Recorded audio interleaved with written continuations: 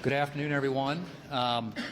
Every day that the Democrats keep the government shut down is creating more and worse consequences for the American people. The White House estimates that it's costing our economy about $15 billion a week to continue to have the government shut down, but it's not just our economy. It's American families, the American people who are paying the price. The program funding for the WIC program, Women's, Infants, and Children program, was about set to expire. I think the White House is trying to figure out a way to move resources around to be able to keep that program up and funded. Telehealth, hospital at home, programs like that have expired, meaning that hospitals are losing and patients are losing their flexibility and making it harder to cover the people who need to be covered. And then, of course, the this week paychecks start being affected for federal workers, and that is going to have real consequences for them and their families as well. So this shutdown continues to create more and more problems, and the Democrats are going to get another chance. They've already voted 5 different times now to keep the government shut down and against opening up the government, which we have from our colleagues in the House, a clean funding resolution, which is nonpartisan, something that 13 previous occasions during the Democrats' majority here in the Senate and the Biden presidency, almost all Democrats voted for, all 13 times. This is a fairly routine thing that happens down here, it happens around here on a regular basis. So instead, what they've tried to do is hijack this to get $1.5 trillion in new spending. And that's just, there's no universe in which that's going anywhere around here. This is a very simple and straightforward proposition.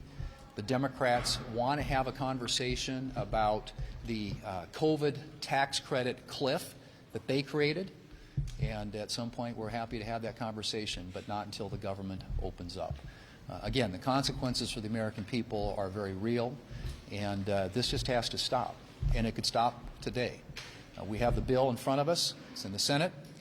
House has passed it and supported it. The President is ready to sign it into law. Could do it today. All we have to do is pick it up off the desk, as you all know. And if there are a handful of Democrats, a few more Democrats who are willing to vote with us, we can get this government opened up again and limit the impact and the effect that it has, the consequences, the adverse consequences on the American people. I'm glad to welcome our colleague, the leader of the House of Representatives, my partner, Speaker Mike Johnson. Thank you, Leader Thune. I appreciate you inviting me to the Senate lunch today. That happened within the last hour, and I visited with my colleagues over here on this side and affirmed to them that we are all 100% united, and it's a good position to be in. When the facts and the truth are on your side, it's easy to present and defend that to the public. The President is united with us as well. He knows that we are doing the right thing for the right reasons at the right time. The House passed the continuing resolution. It was clean, and you all know we've been saying this every day. Now entering, I guess, the end of the first week of the Democrat shutdown. There's no reason for them to have done that. The CR was completely clean. It was 24 pages in length, and it is the bare minimum to keep the lights on so that government can continue to work for the people. Real pain is being felt by real people around this country because Chuck Schumer and the Democrats over here are playing political games. We all know the reasons why. They have selfish motivations because they're trying to cover themselves for their left flank. In my press conference this morning on the other side, in the other chamber, I mentioned that Chuck Schumer has been in Washington for 44 years. He began his congressional career when I was in 3rd grade. I was 9 years old when he came to this building. And ever since he came here, throughout his career, he has been a fierce advocate for never closing down the government. I mean, he gave impassioned speeches most recently as 7 months ago in March of this year, when he stood before the cameras and he gave an impassioned speech on the Senate floor saying that it would be dangerous and destructive and terrible to close down the government, that he had to do the right thing. Right after he took that vote, he went on to the national media. He did a big interview on CNN, I think with Jake Tapper, and he said, "I'm proud of my vote. I know I did the right thing." What changed? What changed? Nothing's changed except his political calculation. He's afraid that a Marxist is going to challenge him in his re-election, because Marxism is in vogue in New York City, apparently, and he represents the state of New York. They're going to elect a Marxist for mayor. It's a shocking development, and I think it's shocking to Chuck Schumer as well.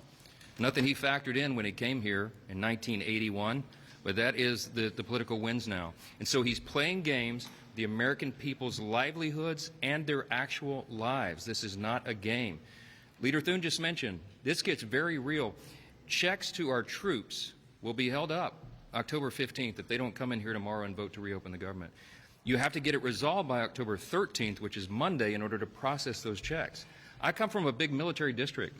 I have Barksdale Air Force Base.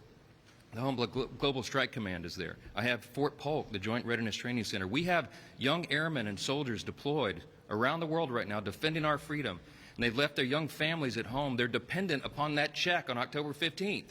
And some of them, sadly, also rely upon WIC funding, Women, Infants, and Children Nutrition Programs. That's suspended as well. Why? Because Chuck Schumer wants to play political games. I do not understand it. I hope every journalist here listening today will go and demand him to do the right thing. Ask him the question, why are you doing it? He has no justification. They have created a distraction. They're trying to pretend this is about a end-of-the-year policy decision on health care, and it is not. It's a clean, simple CR. Let's keep the government open so that we can do this work and continue those debates. Again, thank you, Leader Thune, for your leadership, and I'm sure you'll take a few questions. Yeah. Questions? What's that?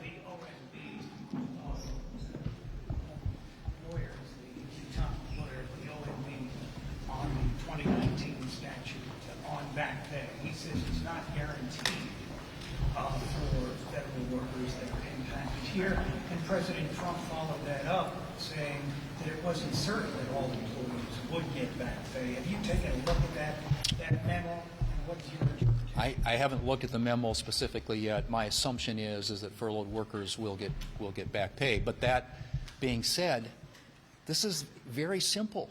Open up the government, and this is a non-issue.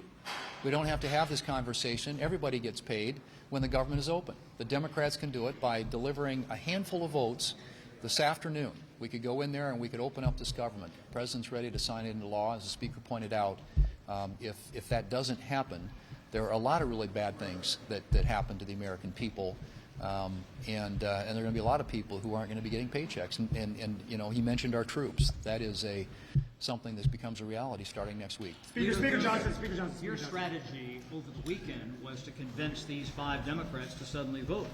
That strategy appears to have failed. You voted Friday. You had failed votes last night. Why weren't you able to convince them to change their position? I think there are a lot of Democrats who are being bludgeoned by their political left, and because they desperately want to pick a fight with this president. This is something, as we said earlier, that 13 different occasions Democrats in the Senate voted for when they had the majority and President Biden was in the White House. And you have to ask yourself the question, what's changed? What's changed is the President of the United States is now President Trump. And so this is all about politics. But I think they're under enormous pressure from their political left. I think they're under enormous pressure from their leadership. But they're going to have to be some brave souls who are courageous enough to come out and deliver the votes to open up the government. When they do that, all these questions and these bad consequences and things that are being talked about here go away. Speaker Johnson, there was a moment earlier this year, you swore in 2 Republican members during a pro forma session.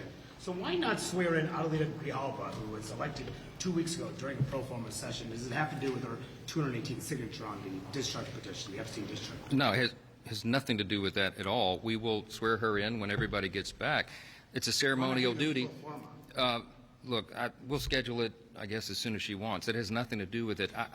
We're in pro forma session because there is nothing for the House to do. The House has done its job. People say, why don't you do more? Let's do more. Now you should do something. We already did something. It was passing a clean CR. We did it over 2 weeks ago, almost 3 weeks ago now, and we sent it over here. This should have been a simple traditional thing that's been done. This is customary. There's nothing new under the sun, and in fact, it's exactly the same thing that Chuck Schumer voted for in March. So the House will get back to our normal order and doing our job as soon as he votes to reopen the government, because real people's lives are hanging in the balance right now. This is not a joke. It is beyond me that they're going to continue to dig their heels in and resist this. And I think the American people increasingly are going to let them know that. I was looking at a morning consult poll this morning. The needle is moving. More and more Americans are looking at the facts, and they're determining that it is indeed the Democrats who are responsible for this. Republicans are voting over and over and over to open the government. The president is pleading with them, open the government.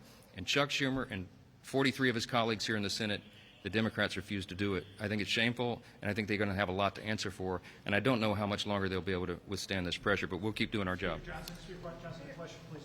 I know you said the House has done its job. However, military members are going to be missing a paycheck on October 15th. Critical air traffic controllers are already missing from the job in some areas. Yeah. Would you be open to pay for members of the military and air traffic controllers as an emergency measure in the next week or so, or 2 weeks? Yeah, we're monitoring it day by day. I'm certainly open to that. We've done it in the past. We want to make sure that our troops are paid. I have colleagues like Congresswoman Jen Kiggins of Virginia, who has a big military district. She's already filed legislation to pay our troops. We're looking forward to processing all this as soon as we gather everybody back up. But again, the most immediate thing is turn the lights back on here and keep Congress working so we can take care of all this important business. Yeah, and honestly, I mean, you don't need that. You don't need to. Obviously, there are certain constituencies, many of whom are going to be impacted in a very negative way by what's happening here. But the simplest way to end it is not try to exempt this group or that group or that group.